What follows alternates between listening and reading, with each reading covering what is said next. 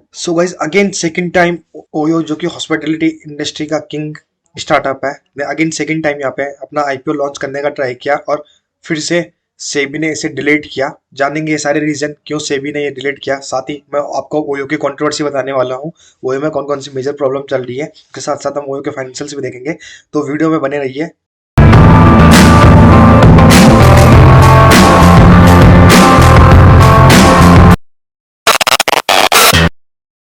Hey guys, welcome back to another video. Hope you all have a profitable week. So guys, in this video, we'll discuss OYO controversy and OYO financial health. तो सबसे पहले बात करते हैं जो OYO जिसके founder थी रितेश अग्रवाल है। ये एक हॉस्पिटल इंडस्ट्री का काफ़ी फेमस और काफ़ी बड़ा आईपीओ आने वाला है मार्केट में, और मार्केट लीडर भी है हॉस्पिटलिटी इंडस्ट्री में ओयो। सो गाइस पहले अगर हम बात करें ओयो के फाउंडर रितेश अग्रवाल अपनी कंपनी का आईपीओ 2022 में सितंबर के मंथ लॉन्च करने वाले थे, लेकिन सेबी के कुछ गाइडलाइंस अप्रूव ना होने के रीजन से इन्हें आईपीओ की परमिशन इन्हें नहीं मिली। फिर अगेन 2023 के फर्स्ट हाफ में ही ये अपना आईपीओ लॉन्च करने का सोच रहे थे, लेकिन अगेन यहाँ पे सेबी ने यहाँ पे डिलीट किया इनका आईपीओ। इन्होंने सेबी ने कुछ इन्हें इंस्ट्रक्शन फॉलो करने को कहा है और फिर से रीअपडेट करके डीआरएचपी में अगेन कुछ न्यू अपडेट्स करने के लिए कहा है। गैस डीआरएचपी कुछ नहीं, एक टाइप की रिपोर्ट होती है जिसमें कंपनी की सारी डिटेल्स होती है। कंपनी पे कितना डेट है, कंपनी ने कितना प्रॉफिट बनाया है, कंपनी का टोटल वैल्यू क्या है, कंपनी के कौन कौन से प्रोडक्ट है, कंपनी का पैसा कमाने का तरीका क्या है, जितने भी डिटेल्स है, कंपनी का शेयर होल्डिंग पैटर्न क्या है, कंपनी किस वैल्यूएशन पे अपना आईपीओ लॉन्च करने वाली है, जितने भी डिटेल्स है ये सारी आपको डीआरएचपी पे मिल जाएगी। अब बात करते हैं गाइस हम ओयो में क्या प्रॉब्लम है देखने को मिल रही है। तो गाइस सबसे पहले अगर मैं आपको बात करूं, सो जो यहाँ पे मेनली जो यहाँ पे अपडेट्स सेबी ने कहे हैं, वो यहाँ पे जो अपडेटेड रिस्क फैक्टर्स है, की परफॉर्मिंग इंडिकेटर्स केपीआईज हैं, और जो आउटस्टैंडिंग लिटिगेशंस हैं जो कि बेसिक्स वैल्यूएशन के बेसिस पे जिन पे कुछ सेबी को कुछ प्रॉब्लम्स दिखी हैं, उनके लिए यहाँ पे ओयो को रीएवलुएट करने को कहा गया है। और जो गाइस ये ओयो का आईपीओ है, जब ये अपने एक्सरसाइज को अगेन रीअपडेट करेंगे तो इन्हें अगेन आने वाले Q2 में मौका मिल सकता है अपने आईपीओ को लॉन्च करने का। साथ ही गाइस यहाँ पे काफी सारे लोगों ने, इन्वेस्टर्स ने ये भी कहा है कि यहाँ पे जो इनका जो फाइनल ईयर का प्रॉफिट्स हैं, उनके बाद ही, इस प्रोसेस के बाद ही इन्वेस्टर्स बताएंगे कि इस आईपीओ में इन्वेस्ट करना चाहिए या नहीं करना चाहिए। सो एबिटा प्रॉफिट भी अभी एक प्रोसेस में है। एबिटा कुछ नहीं गाइस, यहाँ पे एबिटा आपका अर्निंग बिफोर इंटरेस्ट टैक्स, आपका डिप्रिसिएशन एंड एक्यूमुलेशन होता है। तो यहाँ पे इस चीज के बारे में हम डिस्कस करेंगे, ये चीज क्या होती है। तो गाइस जो सेबी के डीआरएचपी में जो मेनली जो यहाँ पे चेंजेस करने को कहे गए, जो मेनली चेंजेस हमारे वो हमारे डिस्क्लोज करने को कहे गए हैं, चाहे just like risk factor, basis of price, outstanding litigations and और अदर कुछ अपडेट्स रेलेवेंट सेक्शंस में डीआरएचपी में सेबी ने चेंज करने को कहा है। जो ओयो का रिपोर्टेड एडजस्टेड एबिटा है वो 56 करोड़ था सितंबर के मंथ में, जब ये फर्स्ट टाइम आईपीओ लॉन्च करने का प्लान करे थे। गैस एबिटा कुछ नहीं है, एबिटा का फुल फॉर्म समझ लेते हैं, अर्निंग बिफोर इंटरेस्ट टैक्स, आपका depreciation and amplification. So guys simply इनसे पता चलता है, सो अर्निंग से पहले जो भी गाइज हमारा इंटरेस्ट है, जैसे यहाँ पे अर्निंग बिफोर से पहले जो हमारा इंटरेस्ट है, जो हमें टैक्स है, जो हमें क्वार्टर में टैक्स पड़ा है, जो हमारा डिप्रिसिएशन है, और जो हमारी टोटल इनकम है, इन चारों को ऐड करके जो हमारे पास एक नंबर आता है, उसी को हम इबिटा कहते हैं। सो एक तरीके से हम कह सकते हैं कि जो हमारा टोटल रेवेन्यू है उसमें से अगर हम इबिटा को रिमूव करें तो हमारे पास नेट प्रॉफिट बचता है। सो अराउंड 56 था, जो कि पिछले 3 महीनों से ऊपर था।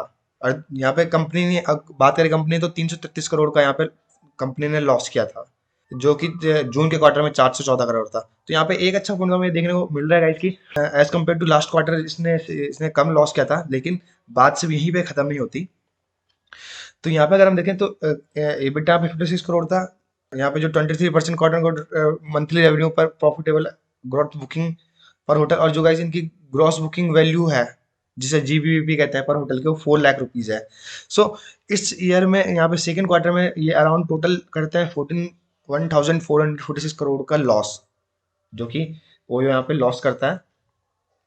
आगे चलेगा इस अगर हम यहाँ पे जो गाइस कंपनी का Q3 में 8 टाइम्स से जो 7 करोड़ से जो हमारा 56 करोड़ का आपका EBITDA था, जो कि 23% है ग्रॉस बुकिंग वैल्यू का पर होटल का, जो कि Q3 में 4 लाख के आसपास था।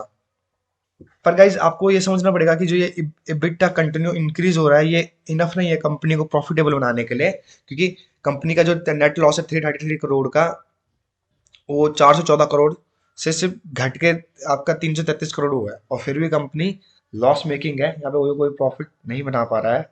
इसके साथ साथ क्योंकि कंट्रोवर्सी में काफी प्रॉब्लम यहाँ पे बिजनेस में भी आ रहे हैं, क्योंकि एक रिसेंट में अगर मैंने काफी एक यहाँ पे आर्टिकल पढ़ा था, वहाँ पे ये बताया गया था गाइस कि ओयो में आपने ओयो के थ्रू अगर आपने कोई होटल बुक कराया है, तो डायरेक्ट जब आप होटल में पहुंचते हो तो होटल का ओनर आपसे डायरेक्टली कहता है कि आप यहाँ से पेमेंट ना करके आप अलग से 100-200 रुपये कम देके आप अपना होटल बुक करा सकते हो।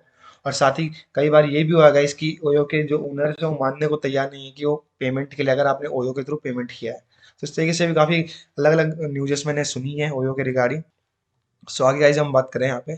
सो यहाँ पे अगर हम बात करें जो रेवेन्यूज है फाइनेंशियल ईयर 23 का।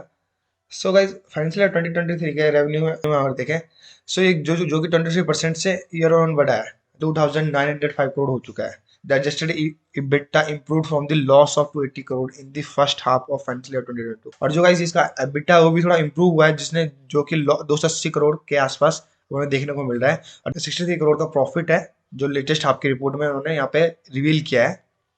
क्योंकि along with improving operating performance भी कंपनी ने यहाँ पे अराउंड 2785 करोड़ का यहाँ पे कॉर्पस इनके पास अभी करंटली है, जो कि इनका मंथली रेवेन्यू पर होटल है। तो गाइज होता क्या है कि जो भी इनका होटल एक तरीके से कैटेगराइज किया रहता है कि इनका एक एवरेज प्रॉफिट निकलता है, एक एक पर होटल से इनका कितना पैसा निकल रहा है। एग्जाम्पल तौर पे एक होटल में अगर 10 बुकिंग आती है महीने की, तो उस एक होटल से इनका क्या पैसा निकलता है, तो इसी को हम GBV कहते हैं, ग्रॉस बुकिंग वैल्यू। एग्जाम्पल, अगर एक होटल में 100, एक होटल में एक मंथ में 20 अगर यहाँ पे लोगों ने कस्टमर ने अपना टाइम स्पेंड किया, तो उसके अकॉर्डिंग यहाँ पे ओयो को क्या पैसा मिलेगा उस होटल से, तो उसी को हम एक GBV कहते हैं, ग्रॉस बुकिंग वैल्यू। सो अगर हम यहाँ पे देखें तो ये स्ट्रॉन्गेस्ट एलिमेंट है इनका परफॉर्मेंस में, जिसने जो इंक्रीज हुआ 69% year on year. So the total GBP itself grew 33%। सो अगर गाइज आप सिंपल से समझ सकते हो, अगर जो इनको मैंने यहाँ पे पिछली स्लाइड में आपको इनका GBP दिखाया था, सो जहाँ पे इनके होटल में जो 4 lakhs की बुकिंग थी वो बढ़कर अब 63% बढ़कर हो चुकी है। सो जो यहाँ पे इनका 33% से बढ़ चुका है, जो यहाँ पे 520 करोड़ का जो इनका प्रॉफिट है, जो कि जीबी पर होटल इस, तो यहाँ पे जो इनका सबसे मेन रीजन है गाइस कि इनका ये जीबीपी इंक्रीज होने का रीजन क्या है गाइस, कि इन्होंने क्या, इनका हायर एवरेज रूम रेंट्स है, जो कि इन्हें ट्रैवल रिटर्न्स के थ्रू मिलता है, जिसका मेन रीजन है। बात करते हैं गाइस हम लास्ट में उसके फाइनेंशियल्स की, मैं आपको फाइनेंशियल के पेज पे लेकर चलो। सो गाइज अगर हम पहले फाइनेंशियल 2020 को देखें, तो यहाँ पे कंपनी ने ये सारे ब्लू कलर के बाद रेवेन्यू है, और बाकी आपके रेड कलर के लॉसेस या प्रॉफिट होंगे अगर वो ग्रीन कलर में होंगे गाइज। सो सबसे पहले गाइज यहाँ पे देखें, इन्होंने अराउंड 14,000 के आसपास का यहाँ पे इन्होंने रेवेन्यू जनरेट किया था, और उसी ईयर में इन्होंने अराउंड उससे ज़्यादा का या सेम उसी लेवल के आसपास इन्होंने लॉस बुक किया है। तो फर्स्ट ईयर तो यहाँ पे प्रॉफिटेबल, फाइनेंशियल 2020 में लॉस मेकिंग, इन्होंने लॉस काफ़ी बड़ा लॉस यहाँ पे जनरेट किया था मार्केट में। फिर नेक्स्ट ईयर से गाइस इन्होंने, जैसे मैंने आपको बताया था, इनका इबिटा धीरे धीरे इंक्रीज हुआ था, तो इबिटा के रीजन से इन्होंने क्या, यहाँ पे प्रॉफिट कम किया था, शायद साथ ही यहाँ पे कोविड का टाइम भी था 2020-21 में, तो यहाँ पे धीरे धीरे इनका प्रॉफिट भी, रेवेन्यू कम था, साथ में इनका लॉस भी कम था। लेकिन फाइनेंशियल 2022 में इसी रीजन से ये इस साल IPO लाने का प्लान कर रहे हैं गाइस। इस साल में इनका जो प्रॉफिट है 1940 का इनका यहाँ पे अभी लॉस है, और उसी के कंपेयर में इन्होंने जो प्रॉफिट किया 14,781 का इनका प्रॉफिट, इनका रेवेन्यू जनरेट हुआ है। तो अभी तक इस वीक के फाइनेंशियल 2022 इनका प्रॉफिटेबल हो सकता है। फाइनेंशियल 2022 के यहाँ पे आंकड़े भी आपको दिख रहे होंगे यहाँ पे क्लियरली, जो H1 के वो आपके यहाँ पे वो है। बात करें एडजस्टेड ग्रोथ प्रॉफिट मार्जिन, सो जो फाइनेंशियल एंड में 9.7 था, वो अगेन आपका बढ़ गया 31%, तो ये कंटिन्यू इंक्रीज हो रहा है, जो कि एक अच्छी बात है, उनके annually profit margin, gross profit margin increase हो रहा है। साथ ही जो मैं यहाँ पे जो आपको GBP का मैट्रिक्स बता रहा था, ग्रॉस बुकिंग वैल्यू पर स्ट्रॉन्गेस्ट पर मंथ, यहाँ पर इनका देखिएगा, इनका ग्रॉस बुकिंग वैल्यू देखें तो ये भी GBP is the total amount paid by customers for using travel services. So जो भी सर्विसेज होते हैं, इसमें सिर्फ होटल का रेंट नहीं हो सकता है, या जो भी यो सर्विस प्रोवाइड कर रहा है होटल्स में रेंट के अलावा, वो सारी सर्विसेज ऐड हो जाएंगी आपकी GBP में। Number of storefronts, hotels, homes, listings and each properties.